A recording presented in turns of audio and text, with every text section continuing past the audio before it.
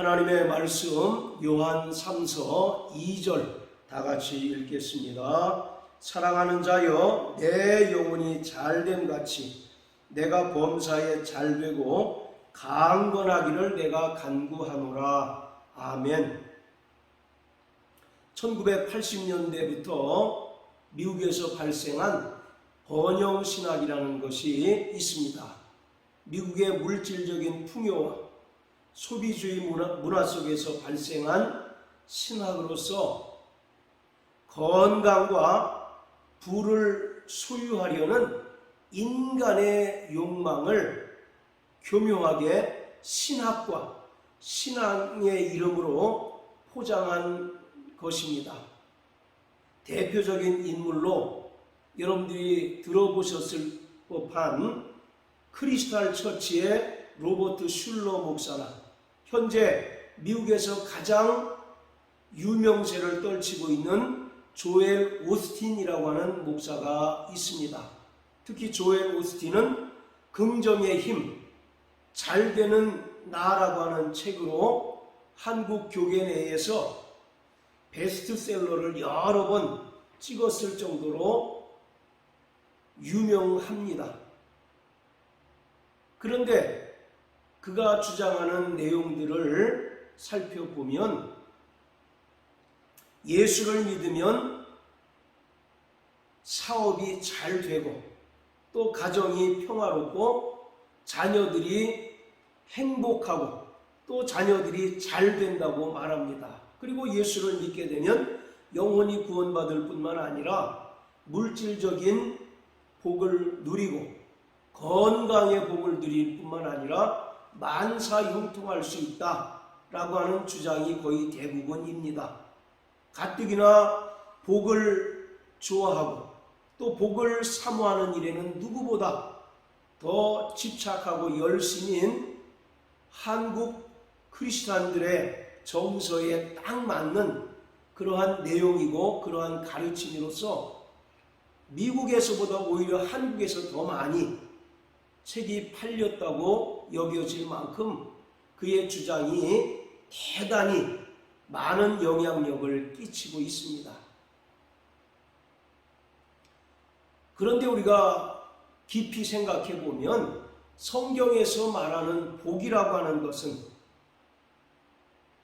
하나님께서 우리에게 주시는 영생이 복이고 또 영원한 하나님의 나라가 성도들에게 주시는 최고의 은혜요 복인 것입니다.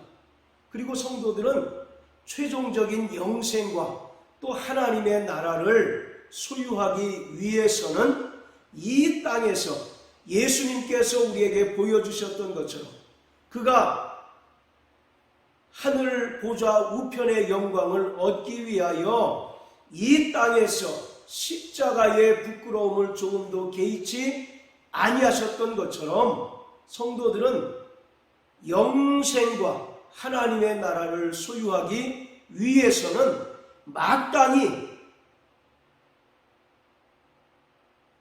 고난과 또 환난을 감당해야 한다는 것입니다. 번영신학적인 측면에서 보면 사도행전 7장에 나오는 스데반은 가장 불쌍한 자일 것입니다. 그는 여러 사람들에게 돌에 맞아 죽은 사람 아니겠습니까? 그렇기 때문에 번영신학을 추구하고 또 기복적인 현세적인 복을 추구하는 사람들에게는 스데반은 생각하기조차 끔찍할 만큼 어떻게 보면 하나님께 저주받은 인물로 간주될 수 있을 것입니다. 뿐만 아니라 사도 바울은 또 어떻습니까? 그는 하나님께 복받지 못한 그러한 사람으로 취급될 수 있는 인물일 것입니다. 그리고 히브리서 11장 24절부터 26절에 나오는 모세는 또 어떻습니까? 자, 우리 다 같이 히브리서 11장 한번 보십니다.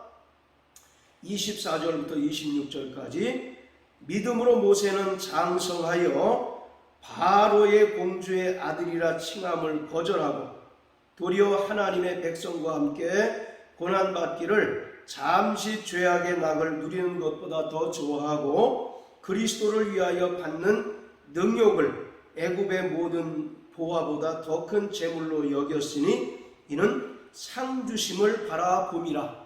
모세는 영원한 하나님의 나라를 상으로 받기 위해서 바로 공주의 그 영광을 헌신짝처럼 버리고 그리스도를 위하여 받는 능욕을 애굽의 모든 보화보다 더 큰 재물로 여겼다라고 말씀하고 있습니다.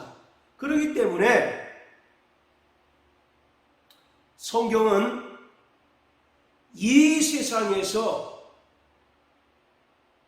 물질적인 복을 누리고 또 건강의 복을 누리기보다 저 영원한 하나님의 나라를 기업으로 상속받기 위해서는 이 땅에서 주님이 우리에게 보여주셨던 것처럼 고난받는 삶을 기뻐하는 그러한 삶을 살아가야 한다라고 성경은 분명하게 말씀하고 있습니다. 따라서 이 번영주의나 기복신앙은 하나님을 바알신처럼 섬기는 우상숭배의 한 모양이라고 감히 말씀드릴 수 있습니다. 이스라엘 백성들이 애굽에서 탈출하고 광야에서 40년간을 지내는 동안에는 오직 그들은 여호와만이 그들의 참 신이었습니다. 왜냐하면 그들이 광야에서 기약이 없는 삶을 살기 때문에 전쟁에 능하신 하나님의 도우심이 절대적으로 필요했던 것입니다. 그런데 그들이 가나안 땅에 들어가자 그들의 태도가 돌변합니다. 가나안 땅에서 살던 사람들이 섬기던 토착신인 바알신을 섬기게 되었습니다. 바알신은 농경신이고 또 물질적인 풍요를 가져다주고 다산의 복을 가져다주는 그러한 매력적인 신이었습니다. 그래서 그들이 가나안 땅에 정착하고 나서는 더 이상 전쟁에 능하신 여호와 하나님은 매력이 없는 신으로 비춰지고 오히려 농경의 신이고 물질적인 풍요와 다산의 복을 줄 수 있는 바알신이 훨씬 그들에게 매력적으로 느껴져서 여호와를 섬기기보다 바알신을 섬기게 되었습니다. 특히 아합 왕 때에 바로 이세벨이 이스라엘에 온 다음부터 온 이스라엘에는 바알 신당이 세워지고 하나님의 선지자를 다 죽임에 따라서 이스라엘 백성들이 여호와 하나님을 버리고 바알 신을 섬기는 그런 최악의 모습으로 전락하게 된 것을 우리는 성경을 통해서 볼 수가 있습니다. 그때 고군분투한 하나님의 선지자가 있었으니 바로 엘리야였습니다. 이와 같이 우리가 예수 그리스도의 은혜로 말미암아 구원받은 이후에 믿음의 주여 또 온전케 하시니 예수만 바라보고 저 영원한 하나님 나라를 향하여 이 땅에서 고난받는 삶을 기뻐하고 즐겨하는 삶을 살아야 할 터인데 우리에게 하나님은 너무 먼 신처럼 여겨지고 오히려 우리에게 이 땅에서 현세적인 복을 또 물질적인 풍요와 건강의 복을 줄 것 같은 바알신이 오히려 더 가까운 것처럼 여겨지고 그래서 그리스도인들이 세상의 현세적인 가치관에 매몰되어 사는 그런 모습을 우리는 보고 있습니다. 자, 오늘 성경 본문 사랑하는 자여 내 영혼이 잘됨같이 내가 범사에 잘되고 강건하기를 내가 간구한다라고 하는 말은 특히 한국 크리스천들이 가장 좋아하는 성경 구절 중에 하나입니다. 그리고 번영신학이나 예수를 믿으면 물질적인 복을 누리고 건강의 복을 누릴 수 있다고 주장하는 사람들이 가장 애용하는 성경 구절이기도 합니다. 자, 문제는 여기서 내 영혼이 잘됨 같이 라고 기록하고 있는데 과연 영혼이 잘 되는 것이 무엇을 가리키고 있을까? 이 영혼이 잘 된다고 하는 말이 바로 포괄적인 의미를 가지고 있지만 이 요한 3서에 국한해서 우리가 살펴보면 영혼이 잘 된다라고 하는 것은 3절, 4절에 정확하게 설명이 되어 있습니다. 형제들아 와서 내게 있는 진리를 증거하되 내가 진리 안에서 행한다 하니 내가 심히 기뻐하노라. 내가 내 자녀들이 진리 안에서 행한다 함을 듣는 것보다 더 즐거움이 없도다. 사도 요한이 가이오라고 하는 인물에 대한 다른 사람의 평가를 들으니 가이오라는 사람은 진리 안에서 행하고 진리를 따라 사는 사람입니다 라고 이와 같이 말한다는 것입니다. 그래서 4절에 내 자녀들이 진리 안에서 행한다 함을 듣는 것보다 더 즐거움이 없다 라고 이와 같이 요한이 가이오를 칭찬합니다. 자, 이처럼 영혼이 잘 된다는 것은 진리 안에서 행하고 또 진리를 따라 사는 것이라고 요한은 말하고 있습니다. 우리가 진리신 예수 그리스도로 말미암아 죄와 사망의 권세에서 자유하고 진리 안에서 기뻐하는 자가 되었습니다. 그리고 구원받은 이후에 하나님의 말씀인 진리를 따라 순종하는 삶을 사는 것이 성도들에게 주어진 거룩한 사명이고 의무인 것입니다. 따라서 영혼이 잘 된다는 것은 구원받은 성도들이 진리신 예수 안에서 죄와 사망의 권세로부터 참 자유를 누릴 뿐만 아니라 하나님의 말씀인 그 진리를 따라 사는 삶, 그것이 바로 영혼이 잘 되는 것입니다. 그리고 구체적으로 요한 3서에서 영혼이 잘 되는 것은 바로 동료 교우들과 평안하게 관계를 유지하는 것이 영혼이 잘 되는 것이다 라고 말하고 있습니다. 그래서 요한 3서 2절에는 영혼이 잘 되는 대표적인 예로 가이오라고 하는 인물을 설명하고 있고 그 반대의 경우로 디오드레베라고 하는 인물을 소개하고 있습니다. 그래서 이 가이오라고 하는 인물은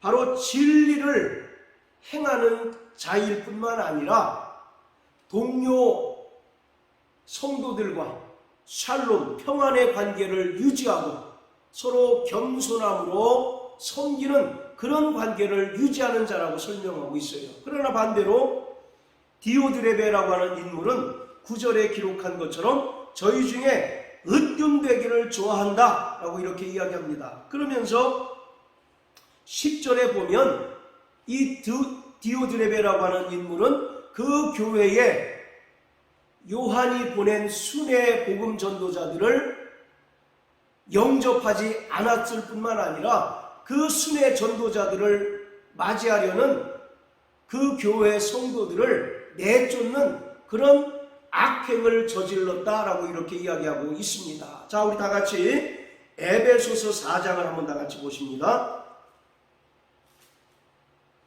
에베소서 4장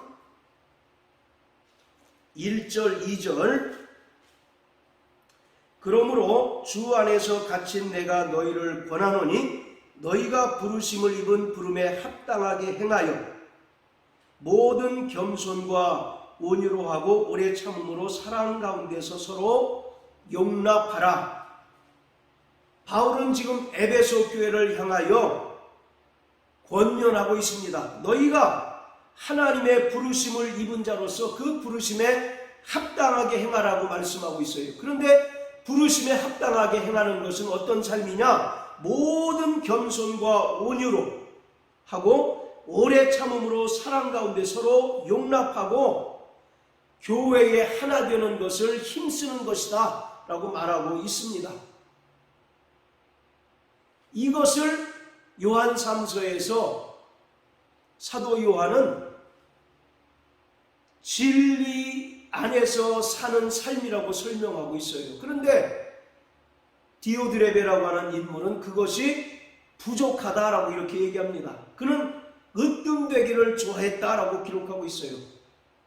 바울은 모든 겸손과 사랑 가운데서 온유와 오래 참음과 사랑 가운데서 서로 용납하고 허물을 덮어줘서 어쨌든 교회가 하나가 되고 일치하는 가운데 장성한 분량에 이르도록 성장하기를 권면했지만 디오드레베는 오히려 으뜸되기를 좋아했다라고 이와 같이 말씀합니다. 한마디로 얘기하면 교만한 자였다라고 이렇게 얘기합니다. 그리고 큰 사도인 사도 요한의 말에 순응하지 않고 오히려 역행하는 그러한 인물이었다라고 말씀하고 있습니다. 그렇기 때문에 오늘 현대를 살아가는 그리스도인들에게 요구되는 삶은 진리를 따라 사는 삶입니다. 그것이 바로 영혼이 잘 되는 삶이요, 하나님께서 그러한 자들에게 필요할 때마다 물질도 공급해 주시고 건강도 공급해 주심으로써 하나님의 부르심에 합당한 삶을 살 수 있도록 도와주십니다. 그래서 우리는 자기 자신을 냉정하게 돌아보아야 합니다. 내가 진리를 따라 사는 믿음의 성도인가, 아니면 진리에 역행하는 삶을 사는 교회의 해방꾼인가를 우리는 늘 염두에 두고 자기 자신을 하나님의 말씀인 거울에 비춰봐서 그러한 삶을 살고 있는지, 어떠한 삶을 살고 있는지를 돌아보아서 하나님의 부르심에 합당한 삶, 그리고 진리를 따라 사는 삶을 살아내는 자가 되어야 합니다. 할렐루야!